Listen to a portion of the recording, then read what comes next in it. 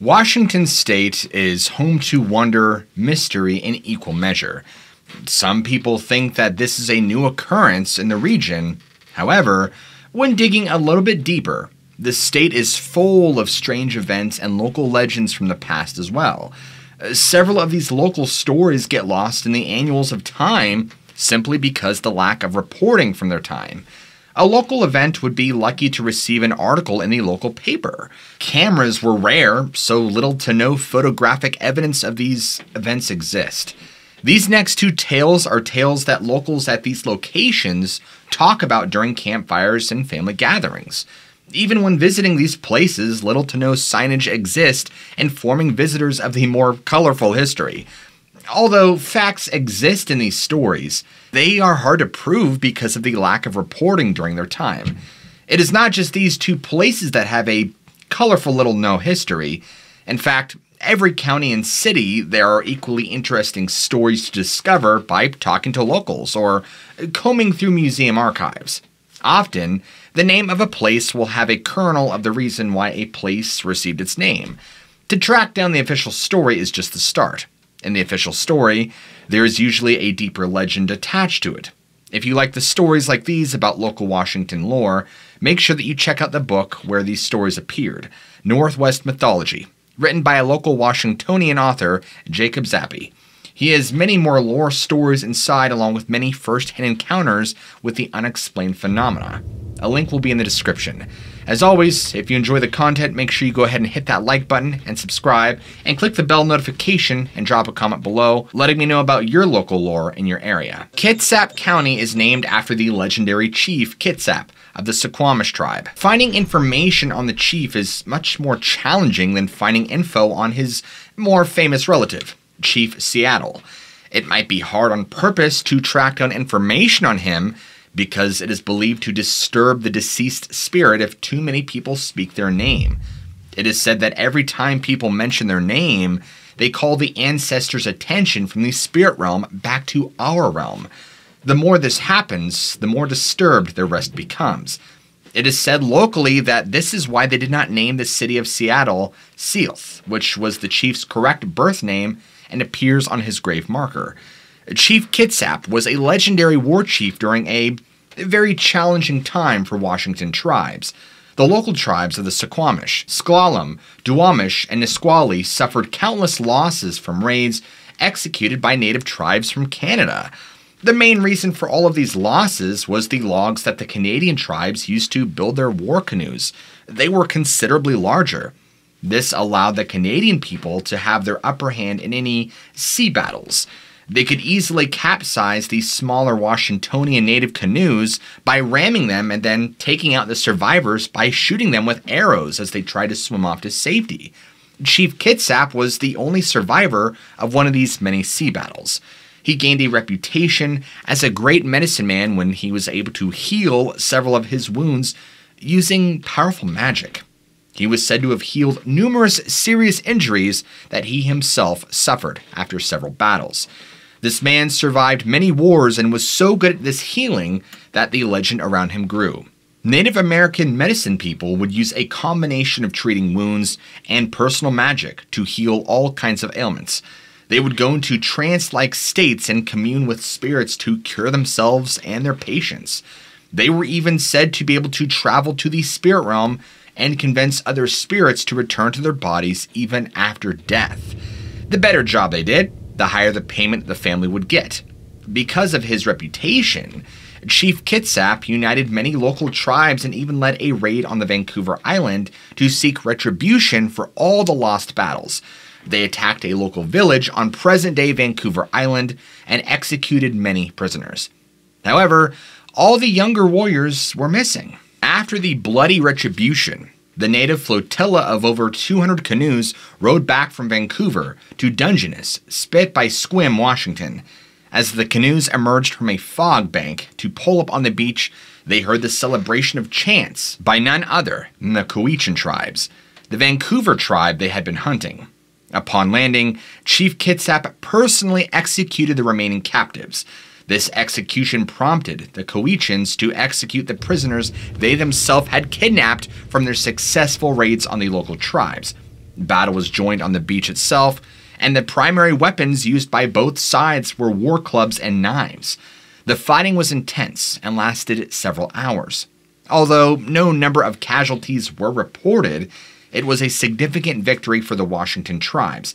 It was such a massive battle that several miles of the spit was said to look like it was painted red from all the spilt blood that day.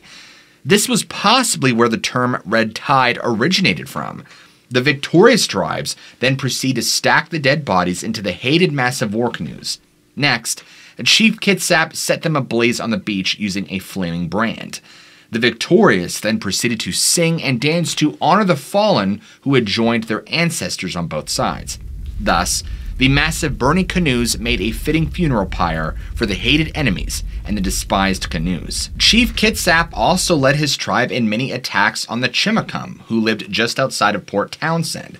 He targeted the Chimacum because they were related to the tribes that would raid from Canada. The only chance they had was to climb a steep island in the bay where the Suquamish could only attack a few at a time. They managed to survive many attacks this way. Their worst loss came when Chief Kitsap led a raid and caught the Chimacum at a celebration in a longhouse. They set the longhouse on fire, and as the enemy emerged, many more were taken out. And very few of the Chimacum escaped fleeing their island stronghold. The Chimacum was so outmanned that their tribe is still severely depleted to this very day. And Chief Kitsap was part of a secret society of warriors. They held meetings in the giant longhouse called the Old Man House. The house was a massive log building that was around the size of 3 football fields. It was reported to be 800 feet long. The support holes can still be seen on the Clearwater Reservation down the road from Chief Seattle's grave. In this longhouse, different warrior houses would congregate and hold sacred ceremonies and initiations. The exact names of these warrior societies and rituals are not publicly known, but they were probably named after local animals and legendary beasts. Think of a wolf and a bear named group. This structure was around for a long time, and the secret warrior society lasted until the early 1900s when native traditions were outlawed. The members would move up in rank by defeating legendary enemies in a battle or performing legendary feats. Chief Kitsap was said to have been one of the highest-ranking members. Only one book on what happened to Chief Kitsap was available in a local library. Unlike his more famous relative, Chief Seattle, he was not friendly to European settlers that arrived in large numbers during the late 1800s and began taking his people's traditional lands. This meant that there was no one around to write down his many exploits. Although his tribe does have an oral tradition of facts, and details can get lost over the generations. He led countless raids and fought many battles against the newly arrived European invaders. His legend grew even more extensive when he ended up getting wounded and captured after a battle with soldiers. He was considered a prisoner of war and sent to the Walla Walla prison for several years to come. As a prisoner of war, he saw many other prisoners treated for different ailments by the white doctors. He saw many natives get over sicknesses by being given a red liquid. Chief Kitsap had no knowledge of what this liquid might be, but it seemed to have this strong magic to it that could heal. Cough syrup was not a medicine that he was familiar with during his time as a medicine person. After he was released, he returned to his tribe with this experience. After returning to his tribe, Chief Kitsap was no longer as active as a warrior. He was getting older and had suffered many injuries. However, he did continue his role as a medicine man. Something to be noted about medicine people is that they get paid by the family no matter if their loved one got better or not. However, if the loved one passed away from the cure or the original complaint, the family was entitled to compensation. It could be in the form of monetary repayment, or in an extreme case, the family could seek the death of the medicine man. Either way, the refund was dependent on how successful the cure was. When Chief Kitsap returned, his tribe suffered greatly from European diseases that his people simply had no antibodies to fight. As a result, half his tribe perished from different and various viruses. After seeing a majority of the young kids pass away from things like smallpox and other various diseases, the tribe was in crucial need of a miracle. In desperation, Kitsap recalled his time in prison and began treating patients with a red liquid. He found one that looked similar to what he had seen help other natives during his time of a prisoner of war. Unfortunately for him, this was not the same red liquid he witnessed heal so many others. The red liquid Chief Kitsap gave many tribal members was, in fact, red paint. Paint in the 1800s was highly deadly and had lethal amounts of lead in it as a primary ingredient. Several families whose loved ones died from Chief Kitsap's treatment banded together to extract their right to retribution against him as the prescribing medicine person. After inviting him to a potlatch, they ambushed and took him out for their dead loved ones, as was their right in their culture. The conspirators were said to have drugged him and gotten him drunk. Even in his dazed state, Chief Kitsap killed and maimed several attackers before succumbing to his many wounds. The families were still scared that the legendary warrior, Chief Kitsap and Medicine Man, would somehow heal his wounds and then seek revenge on them. So, they decided that the only way to keep this from happening was to sever all of his limbs, including his head, and spread the remains all throughout the area. Unfortunately, no mention of where they hid the limbs of this legendary chief has ever been reported. There are local legends that say they threw his head in the Kitsap Lake, which is why the lake was named after him. Legend still has it that if all of his body parts are found and assembled, the chief could still return from the spirit realm. He was often prone to boasting that he could not be taken out by any man or weapon. Furthermore, he would claim that he could heal himself from any injury, including death. Jacob recently visited the Suquamish Museum while investigating another local mystery. While there, he tried to verify some of the Kitsap legends with the curator that was working. Although very friendly, she did not have any knowledge of Chief Kitsap. When Jacob informed her that some of the legends she had heard, she said she would try to ask the grandmother and see if she had any history passed down from the ancestors. The museum did have a map of where the old man house was and the actual size, and this detail was corrected in the book. The museum curator said that the people inhabited the house for over 2,000 years, and it was apparently a very sacred site. They also have a piece of the beam on display in the museum. Jacob had also asked the curator if she had any strange stories of her own. She relayed a current tale of seeing a Sasquatch a few miles down the road from the museum just a couple of years prior, as well as witnessing a medicine man bind an evil spirit that was haunting a fishing boat as a child. When asked for details about what this looked like, she said she did not recall as she was so young. She remembers chanting and trying a cord around some kind of carving. Jacob asked about any practicing medicine people and if they would be available for an interview. The curator said she did not know of any, that the one had performed the binding ceremony had become an ancestor decades ago. The legend of Chief Kitsap looks like it will have to stay a legend for now. Hopeful, one day his legacy and deeds will be able to become just as famous as his nephew's deeds Seattle. The Dungeness Lighthouse first turned on its light in the late 1850s and still operates to this very day. The first lighthouse keeper was a man named Harry Blake. Not much is mentioned of Henry, but he was probably a grizzled old lighthouse keeper, fond of spending time alone. Pock-marked face with a large white beard, often seen smoking a corncob pipe. As mentioned in the Chief Kitsap section earlier, the spit was already the site of at least one battle between the local Washington natives and the tribes from Canada. The spit was a favorite campsite for the Canadians before paddling across to Vancouver Island. In the late 1860s, a group of Tsimshian natives from Vancouver Island were camping on the spit, waiting for the area's typical fog bank to lift before paddling across the strait of the Juan de Fuca. They were pretty close to the lighthouse and had stopped in to talk with Henry the night before. As they finished their morning meal, they began to beat their drums and sing some songs inside their tent to help pass the time. Unfortunately for them, the drumming and the singing masked the sound of an approaching canoe. The canoe was bearing a war party of the local Sklallam tribe, led by Lame Jack, who was seeking vengeance for the kidnapping of his wife and son from the Canadians only a few weeks prior. He was called Lame Jack because he was injured in a fight and one of his legs did not work well. He would drag it behind him as he limped along, and it was not much use to him when walking. The Tsimshian natives had also just been paid several gold pieces from the harvesting hops in Puyallup. As the Canadians sang songs and beat their drums in their tent, they were surrounded by the vengeful Lame Jack. He and his tribal associates were bearing war clubs and knives and ready for retribution. Once the ambush was in position, they waited until the drumming was at its crescendo, and then at the loudest part, they attacked. The vengeful attackers trapped, clubbed, and stabbed all the unsuspecting Canadians inside their tents. They wildly attacked the canvas until all within stopped moving and screaming.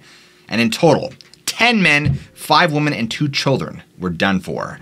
Only one pregnant woman, who happened to be attacked several times, managed to survive. She managed to escape when the Washingtonian natives turned on Lame Jack. He was accused of trying to abscond with the gold that the Canadians had earned picking hops. As the tribal members fought and killed Lame Jack, the badly injured woman seized her chance and crawled, bleeding towards the lighthouse. Inching along the beach, trailing a path, she prayed for salvation and to be able to reach the lighthouse that now seemed so far away. Inch by inch, she crawled, focusing on saving her unborn child in her womb. Henry, the lighthouse keeper, had witnessed most of the massacre through his telescope. When the surviving woman was at a safe distance from the fight between the ambushers, he ran out and helped her into the fireproof lighthouse. Unfortunately, Lame Jack was not so lucky and was taken out by his own conspirators, who reportedly did not care much for him. The natives then followed the trail of the woman to the lighthouse. They banged on the door and demanded that Henry turn over the woman and threatened to take him out as well if he refused. Henry told them he would not turn her over. Feeling secure in the fireproof lighthouse with a solid door, a rifle, and plenty of ammunition, the natives threatened revenge but eventually left. Henry gave the woman first aid and brought her to town, where a member of her tribe was married to a local. They let her stay with them while she had healed from her wounds. She ended up making it back to her tribe a few weeks later and birthed her baby. Henry also buried all the bodies right by the lighthouse. The graves of the slaughtered are still there to this very day, along with the grave of Lame Jack. They are buried on a part of the spit called, fittingly, Graveyard Spit. This is a smaller section jutting off the main spit. Henry testified to the local Indian Bureau agent. An arrest warrant was issued to all the participants on the massacre. They only served an average of 4 months for the crime, and it was ruled a native issue and not under the court's jurisdiction. It was the last significant killing in the region between natives. Now, several months later, Lame Jack's wife and son managed to escape from their captives and rejoin the local S'Klallam tribe. All the men that were released died within a few months of being freed, and several were reported to have died of smallpox. Some died in various accidents, and a few were taken out while protecting the location of these stolen gold pieces. The gold pieces are still not fully accounted for to this day. Treasure, especially gold, is a common thing to be cursed. Gold is a great conductor of energy. Both electrical and spiritual power is said to be conducted through its metallic surface. You see, when negative energy gets trapped in gold, it brings that energy with the person in possession of it. These stolen gold coins were said to be infected with murderous rage from the massacre. Anyone that had contact with them met with an untimely death. Some deaths seem not to be connected with the coins directly, although several times people were killed for the coins. But energy and curses especially are said to transfer and manifest unexpectedly upon someone receiving a cursed item. This can make the person more susceptible to disease and accidents. None of the attackers could escape the curse. Even some of their relatives that touched the coins were said to suffer similar fates. Eventually, the gold coins were lost to the sands of history. Dungeness hides another legacy of this massacre. The lighthouse can be rented out to tourists to act as lighthouse keepers for several weeks at a time. Many have reported that on foggy nights, they can hear drumming increase in crescendo, followed by loud screaming. Some tourists have even reported seeing a shadowy figure dragging one leg behind it as it limps down the beach toward the lighthouse. Before our politically correct age, the figure was described as having a lame walk as it dragged its leg in the sand behind it. The gold that the local natives took from the slaughtered has never been returned.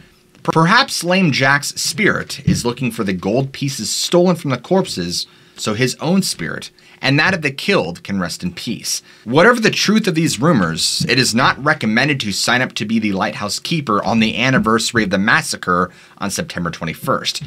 If you're hiking the spit that day, make sure that you are gone well before the witching hour.